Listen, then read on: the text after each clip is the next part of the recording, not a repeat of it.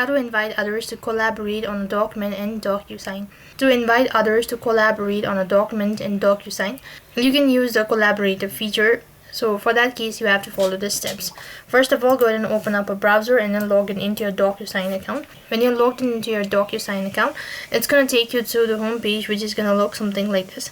Right on this page, you need to choose a document you want to collaborate on from your dashboard or from the folder. You can go to the manage section from the top right in order to locate the send folders. Once you've selected the document, open it up with the interface, and when you've opened it up, then you can see this sort of interface. Now you can look for the option as collaborator or invite to collaborate option within the document interface. This option is typically located in the toolbar menu.